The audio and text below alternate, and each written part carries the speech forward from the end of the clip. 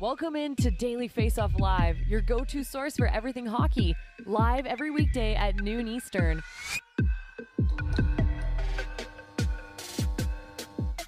Happy Halloween. What's up, everybody? Welcome into an October 31st, 2022 edition of Daily Faceoff Live. We're streaming live on Twitter, YouTube, as well as, of course, dailyfaceoff.com.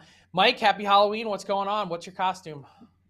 Same to you, Frank. My costume is what you're looking at. Unfortunately, I've been so busy, I haven't had anything good. I thought about putting a jack-o'-lantern on my head for this, but I don't know. I thought that might have been a little much. You got any big plans for the evening? I don't. Could a jack-o'-lantern fit on that dome of yours or what? Yeah, it's very average size, 7 3/8 to be exact. Thanks, Frank. I'm 7 1/4, just for reference, so a little smaller. Okay. Yeah, let's stop talking inches. Let's start talking pucks, and let's throw 2 minutes and 30 seconds up on the clock. I couldn't find a costume big enough to fit this guy, so yeah, let's talk about the Toronto Maple Leafs, who are off to a scary start, and things got a little bit worse as their road trip out west ended with a thud. An overtime loss to the Anaheim Ducks, and with a team that was holding a 3-1 lead in the third period against statistically maybe the worst team in the league in the Ducks. And we're talking before the game about it being a character statement game, a chance to really right the ship. What'd you see from the Toronto Maple Leafs, and what's your level of concern with their start to this season? Yeah, I've got a pretty big concern, and I didn't like last night's game at all in the way that the Maple Leafs manage the puck, the way they didn't close it out. You're up 3-1 against the Ducks, and I don't care if it's a back-to-back situation or not.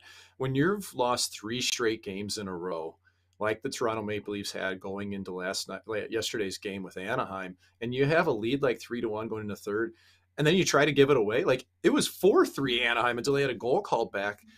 It was brutal. And I think that at this stage, Sheldon Keefe's just kind of pulling his hair out. He's tried everything. He's been the benevolent guy. He's been the tough guy. He's mismatched all the lines all around.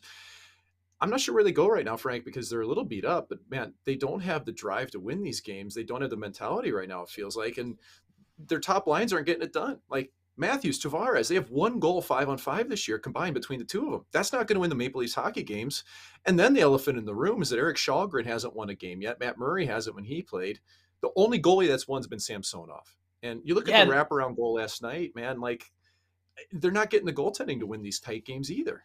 Well, I was going to point that out and say Shalgren at this point, I think we've seen enough evidence to suggest that he's not ready to be an NHL goalie yet. He may be at some point in his career, but he's not there yet. And to hang your hat on him at this moment, as well as Samsonov has played, he can't carry the ball all season long. You're going to need to spell your guy. And you would have needed to be in a spot where you accounted for the idea of Matt Murray being injured at some point. We've already talked about that. Yeah. To me, it's way more of an eye test thing than a metrics thing for the Leafs. There's just been games when they look off. They look like they're listless. You know, you saw the game in Vegas. They even got too comfortable for a stretch in Anaheim after it sort of felt like they might have been turning the corner. Austin Matthews had a solid shift to start, then gets that power play goal, and you're thinking, okay, maybe this team's going to roll on here, and they're going to find a way to figure it out. But I think there's significant question marks about Sheldon Keefe and their staff moving forward, particularly after calling out Mitch Marner on the bench, pointing towards him during the game. That I think, it certainly lends itself potentially to some friction, even though accountability may be in order. Yeah, he benched him. He benched Marner. Like, there's no clearer message. And I mean, Frank, if Toronto goes back into Toronto, as Maple Leafs play on Wednesday night against Philly and they lose at home, can you imagine what could happen? There might be jerseys all over the ice, man. Like, it's going to be a fever pitch if they don't win that game. Yeah, the temperature is already pretty high in Toronto, and it just feels like when you watch this team from top of the organization to the bottom, it feels a little bit like they're cracking under pressure, to think 10 games into the season in Anaheim in October, that probably shouldn't be the case. There shouldn't be that much pressure on that game. It is Halloween. Let's play a little trick or treat. I'm going to throw some teams at you, and you're going to tell me whether their start to the season is a trick or a treat. The Philadelphia Flyers, trick or treat? Well, this is a trick because right now Carter Hart is absolutely carrying the Philadelphia Flyers. He's 5-0-1 on the season. He's averaging 38 shots against per game. His goal save above expected is at 9 right now, Frank, in those 6 games. So Hart is making at least 1.5 more saves than he should a game for this club. They haven't been great defensively, but they still have found a way to grind out wins. So I think it's a treat right now, or sorry, I think it's a trick where the Philadelphia Flyers are in the standings, but I do think that the culture's changed there. So a little bit better. I got one for you, Frank. The Winnipeg Jets, they may have lost in overtime against the Vegas Golden Knights yesterday, but they're second in the Central Division. So they a trick or a treat for you? I think they're a treat. I think when you look at the job that Connor Hellebuck has done in net, I don't think he's necessarily going to be a .931 save percentage goalie all season long, but as a perennial Vezina candidate, I think someone that can clearly carry this team into the playoffs. I think there have been some better signs in terms of their overall team gameplay. I think they could use a bit more of a scoring punch, which I'd imagine at some point they'll get. Pretty surprised to see Josh Morrissey leading that team in points at this juncture of the season. And so I picked the Jets to be a playoff team. Not everyone was as confident. Maybe I was a year ahead on the Jets, but I think the Jets are a team that could certainly sustain their start to the season. Hellebuck's been sick, What about, man. So yeah, good. Like last Hellebuck's night been against really Vegas, good. he was unbelievable. Yeah. And I was going to say, what about Vegas? Trick or treat? I think right now it's a treat, man. I'm not sure what anybody expected with Cassidy leading that club. They've been really good. They've played really, really strong defensively, and their goaltending has lived up to the task with Hill and Thompson. I think they're going to be able to sustain it this year. Yeah, I'm not quite as sold. Like 8-2, I think Vegas has certainly been way better than I thought they would, and I think they're overall outside of their goaltending. Like you were on the Thompson train from the beginning of the season, saying that you thought he could be really good. So I think that's definitely a positive for them, the way that he started. But I didn't expect the rest of their team to necessarily be as good as it's been. Their goal scoring has been on point, and I think more to the point, their defense has been way better than I thought. That plus 15 goal differential looms pretty large. Second in the NHL, second best to this point. So the Vegas Golden Knights, I think they have been a treat to this point. So certainly believe they're among the teams in the Pacific that can contend to win that division, Mike. Yeah, and it's not a great division, so they're going to be able to rack up wins. We'll see how it plays out when you get towards playoff time, but they've been better under Cassidy. Eichel looked like a beast last night. I just question if that power play can get going. That's the one question mark for that club. Yeah, let's talk about some trick or treats at the player level as well. When you look at Dahlin and Nichuskin, at one point he was leading the league in scoring with 7 goals. He's got 12 points in 7 games after signing a massive contract with the Colorado Avalanche this past offseason. Dahlin and Nichuskin as a north of point per game player, trick or treat? I think that's a trick, Frank. And I don't think it's going to be by much. I think Nichushkin will regress more towards his traditional stat line of being a little bit under a point a game, but he looks amazing. Like he's playing hard, driving to the net, doing all those little things. But his shooting percentage right now, he's at 27%, and he's a career like 10, 11% guy. So I do think he'll have an uptick, but this is going to be a career year for him. He's not quite going to lead like he has been. So I got one for you, though, out in Edmonton, Frank. Like Ryan Nugent-Hopkins, this guy's got 11 points in 9 games. Is this a trick or treat? Like, are we seeing a new RNH out there? I think this is a trick, and I understand the success that he's had. And when you take a look at it, out of the 11 points that he's had to this point, 6 of them have been on the power play. And I think that's sort of been the big question mark about RNH. If outside of his power play production, how much are you getting out of him? What is he going to do for you at 5-on-5 and even strength? And it's definitely been better. I just think at this point, he's off to a really hot start, and I'd be really surprised to see it continue anywhere near this pace. We've seen a lot of history to suggest, sort of mid-60s is his type of ceiling. And to think that he'd sort of be point per game or north of it, I think that's a trick to start this year. When you take a look at some of the other guys that have been off to crazy starts, what do you think about a guy like Gabe Vilardi in Los Angeles? 11 points in 10 games, 7 goals already. Trick or treat? That's a straight up treat. I mean, that stat line for a player who's just kind of coming in his own. I don't know if it's going to be sustainable. I always say that, but the way I see Vilardi play now, Frank, like I'm impressed with it. And I think that they need that club. It's been a treat. And I got another one out in the West Coast. I think Erik Karlsson's been a real treat for the San Jose Sharks. Like 11 points in 11 games. He's leading all of defense.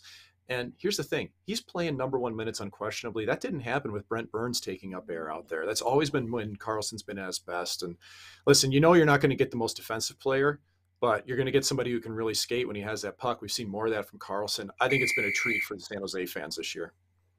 Yeah, I agree. It's a treat. I think as the cap continues to increase, perhaps the Sharks have a better asset on their hands to move than we might imagine. You think about a $3 to $5, $6 billion increase in the cap coming up over these next handful of seasons. He's got 4 seasons remaining, a juicy cap hit and term. But for a team that's trending in the wrong direction, took a deep dive on his stats and underlying numbers from that last season, and Erik Karlsson was still quite impressive. So Erik Karlsson, I'm buying that as a treat. By the way, Mike, quick question: Halloween candy. Are you a chocolate guy, gummy candy? What do you like? Oh, gummies. Love it. I mean, like Skittles, Swedish Fish, love them. Sour But you know Patch what? I don't really Kids. I really don't discriminate when it comes to candy. I try to limit myself and not keep it in the house. Yeah, so love to play trick or treat. You know who's not been a trick to start the year is the New Jersey Devils, Mike. I've been talking last week, I mentioned on the DFO rundown, watch out for the Devils because a lot of their underlying numbers seem to indicate some success was coming. If they could just get some goaltending, they've gotten a bit of that from Vitek Vanacek to this point in the season. Blackwood strung together a couple games before he was dinged up again. And when you look at the start of the New Jersey Devils, who have won 3 in a row and have been right at the top of the Metropolitan Division standings to this point, what stands out? What impresses you? Well, they're crushing it 5-on-5, Frank, which plays into what you said about underlying numbers. They have possessed the puck. They've played with speed up and down that lineup. It's impressive to see how they've carried the pace of play. And I'm sure that GM Tom Fitzgerald's real happy that he kept Jesper Bratt on board this year, 15 points in 9 games. But I think really what you touched on with goaltending is important. Vanacek has had 3 solid performances in a row in the past week. He's only allowed 3 goals in those 3 games. So that's given the team a bit of confidence. Like you said, Blackwood had a couple of good ones before getting blown up against Washington. But the one guy when I was watching yesterday against Columbus, Frank, that really stood out for me was John Marino. I thought he was awesome on defense. It's not just because he scored for the Devils. I think he's been really responsible this year. Like he's only had 1 minus game, first game of the year. I thought on both sides of the puck, he was really good. So, I said earlier, this was an immature team at the start of the year when they lost 3 straight. They're saying immature things. They don't look like that any longer. They look like a confident team. They flipped the script, Frank. Do you think it's sustainable, the success that they've had? And do you think they can be a playoff team? With the age of this club, I'm not sure. I think they're going to ride the wave. I think the roller coaster is going to go up and down with streakiness. I don't see them making the playoffs. I'd be a bit surprised by it. I still think they're a year or 2 away. What about you? I like the movement that you made behind there in your closet of fame, bringing the Devils jersey up closer into view. Pretty awesome. We haven't seen it in a while. I would say with the talent that they have up front, if they could just get a modicum, like league average in that neighborhood of goaltending, that I think they're going to be right there in that conversation, playing meaningful games at the end of March and knocking on the door of the playoffs. I see them as sort of like anywhere in between that 90 to 95 point range. Maybe it's enough to get in, maybe not. But between Bratt, Heischer, Hughes, those guys, you see Dawson Mercer continuing to grow. Yeah, I think there's a lot to be excited about with this Devils core. And I think you mentioned Marino on the back end. Some of those upgrades that they've made have made this team certainly more competitive. Looking forward to talking more Devils later today on the DFO Rundown podcast. I'll have New Jersey Devils GM Tom Fitzgerald on. And so we'll have a full breakdown of the Devils start to the season. So look for that wherever you get your podcast. Mike, speaking of goaltending, let's talk about goaltending in this week's edition of the Blue Paint.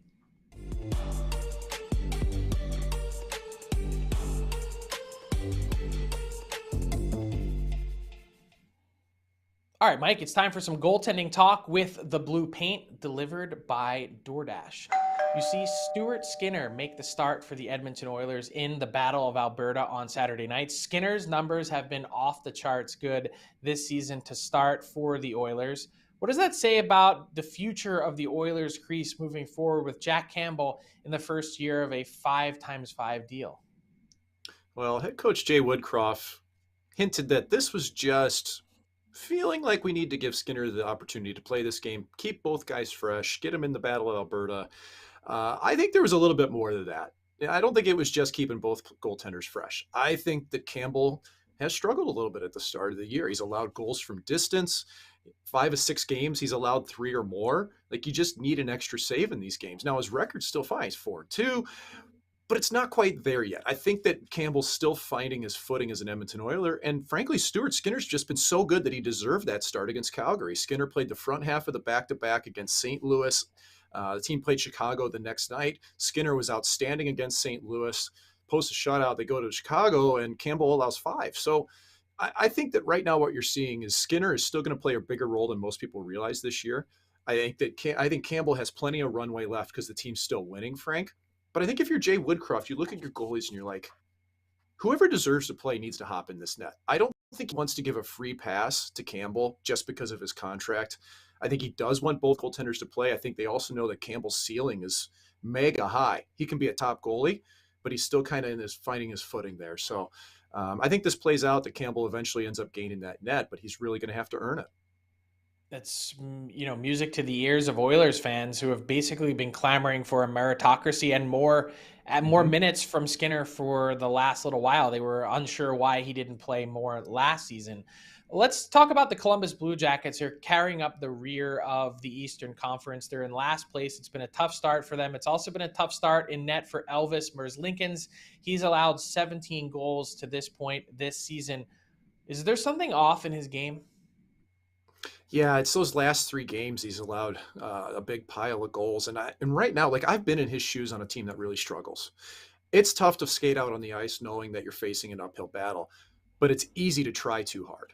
And I think that's what we're seeing with Elvis Merzlikins right now is that he's playing so far out into the white ice that he's constantly chasing the game. His feet aren't set for shots. He's sliding into things. And there were, 2 goals last night against the Devils that were scored where Ryan Graves beats him clean on a shot above his shoulder. He's 2 feet outside of the crease and he has no time to react. So to me, he's not trusting his reactions. Goal early from Nico Hischier on the rush. Merzlikins is sliding back into his net. He's moving to his right. His right foot's in front of his left foot. He's just not square and set. And the big thing for me, Frank, is that as this year's progressed with Merzlikins, his body language has gotten progressively worse and worse. Last night, all the goals go in against the Devils, 6, 7, and you're seeing it that even the first, second goal, he's just freaking out after goals against, man. And that's not how you play in this league. It reminds me of his first season where he didn't win until Christmas.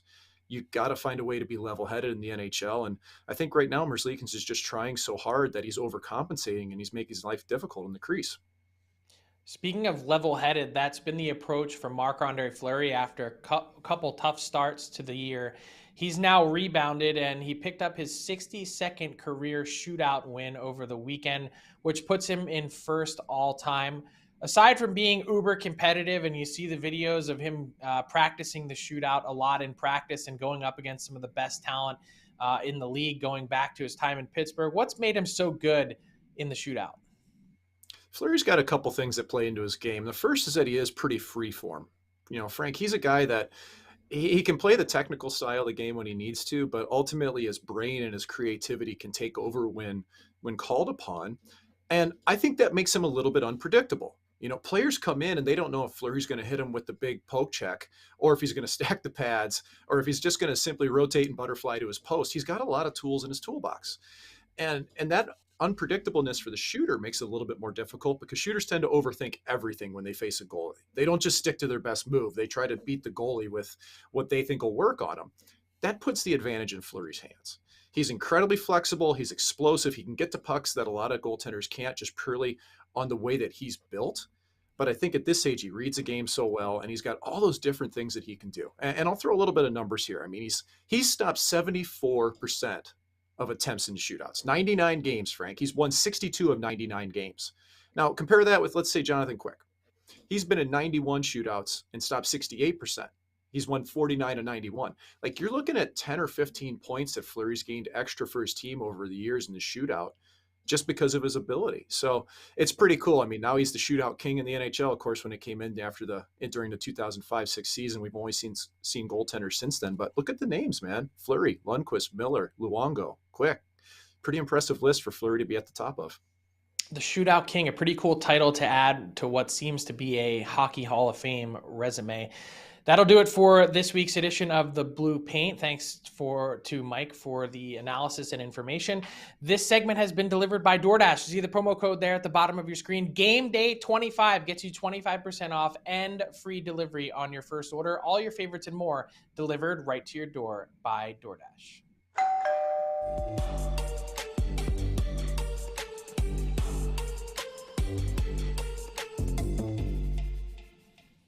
All right, Mike, time for our daily face-off inbox question of the day. Halloween, one of my favorite holidays. Halloween and Thanksgiving doesn't get much better than that. And for me tonight, Game 3 of the World Series in my hometown. Pretty excited. What an awesome holiday in general. I don't dress up much anymore, but when you look around, I'd imagine that Halloween parties are some of the favorite time of year for NHL players. When you saw some of the costumes that appeared on social media and Instagram over the last couple of days, what was your favorite? Nick Paul, gold member. I love gold. Look at, he's on the roller skates, Frank. This takes dedication, and this takes planning ahead. There's no way he did the makeup himself. This is unbelievable. Who's on your list? Yeah, that's pretty good. I'm going to go with Jesse Puljujärvi of the Edmonton Oilers. Look at this. He's got his girlfriend in a plastic bag. There's a lot of different ways we could go with this, but the hair, the outfit, the shirt, and also, I don't know if you can zoom in or not, but the braces and what would you call that? The headgear from back in the day that Puljujärvi is rocking. It's quite something, and just that goofy ass smile that Puljujärvi has, like, to me, that is it is on brand and perfect. The Bison King. He brings it yet again. Yes, he is a special something. Jesse Puljujärvi, a number one fan favorite in Edmonton. Let's bring in our guy from Edmonton, Tyler Yaremchuk, for our daily face-off points bet daily bets segment. Tyler, how'd you do over the weekend? Wasn't a great weekend. I'm really excited, Frank, to just put October behind me. It was not a great opening month from a betting perspective, down just over 4 units right now, and I'm not even going to get greedy and try to get back to even on the last day of the month, because honestly, I don't love a lot that's going on in this slate. But regardless, I have a couple of plays, so let's dig into it, courtesy of our friends at PointsBet Canada, starting with a little assist prop in the St. Louis-LA game. Braden Shen has been putting up apples like crazy this year. He's got 7 of them in 7 games. He's hit this in 3 of his last 5 as well. And the plus 110 payout going up against a Kings team that has kind of struggled to keep pucks out of their net so far this season. I think this is a really good spot. Shen plus 110 to pick up an assist tonight. And then we are going to the Detroit-Buffalo matchup, where I don't love picking a winner here. I don't love the total either, because Detroit kind of surprised me on Saturday when they went under with Minnesota. But what I do actually like in this one is taking the Dominic Kubalik shot prop, where you can find it over 2.5 shots, paying about plus 145. He's averaging over 3 shots a game this year. He's hit this mark in 3 of his last 5. Plus 145 usually means an implied odds percentage of like 41, 42%. Okay, well, he's hit it in 3 of his last 5. That's 60%. So I think we're getting some pretty good value there. So just 2 plays for me in a quiet night around the NHL, Frank. It's a Shen assist, and it's Kubalik over 2.5 shots. I like that. If October doesn't go your way, don't try and chase it. We've heard that many a time from gamblers. Love the prudence by your part in this case. So that'll do it for Tyler and our daily bet segment. He's going to crush it in November, I have no doubt. Mike, that brings us to garbage time. And what caught your attention? What caught your eye from around the hockey world? Well, it's all the Halloween costumes, Frank. And I enjoyed this as much as anybody when I was a player. And the only thing I didn't enjoy was nearly going to jail dressed as the Macho Man Randy Savage in a case of mistaken identity. And as you can see in this picture, I was very clearly the Macho Man Randy Savage, as you can see by the Slim Jim and the writing on my forehead and everything. We had a little incident that year in Norfolk, Virginia with the American Hockey League affiliate of the Tampa Bay Lightning. And the cops showed up and they wanted Hulk Hogan. Hulk Hogan was going to go to jail. And they thought I was the Hulkster. I was clearly not Hulk Hogan. And, once the cops realized that they had the wrong professional wrestler, thankfully I was let off the hook. But it was a tense moment. Like, I'm thinking, dude, I've never been to jail. I don't ever want to go to jail. I've got mascara in my beard. I'm going to the clink dressed as the Macho Man. What's going to happen to the Slim Jim I'm holding once I go to the jail?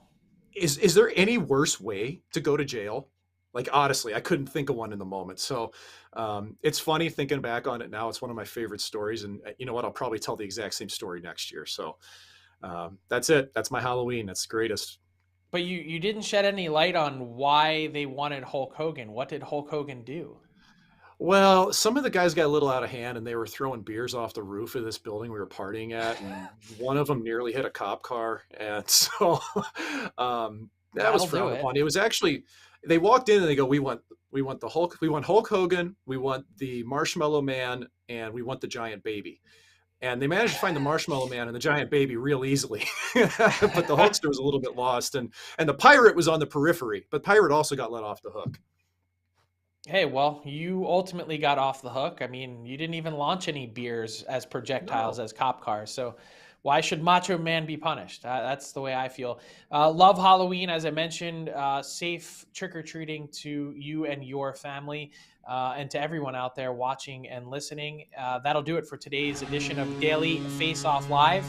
Happy Halloween to all. Thanks to Mike McKenna, Tyler Remchuk, and our head of production, Alex Allard. You know where to find us, 12 noon Eastern on Tuesday. We'll be right back with you. Until then, like and subscribe on YouTube if you haven't already. Have a great Halloween, everyone. Thanks for tuning in to Daily Faceoff Live. Make sure you hit the subscribe button to never miss an episode.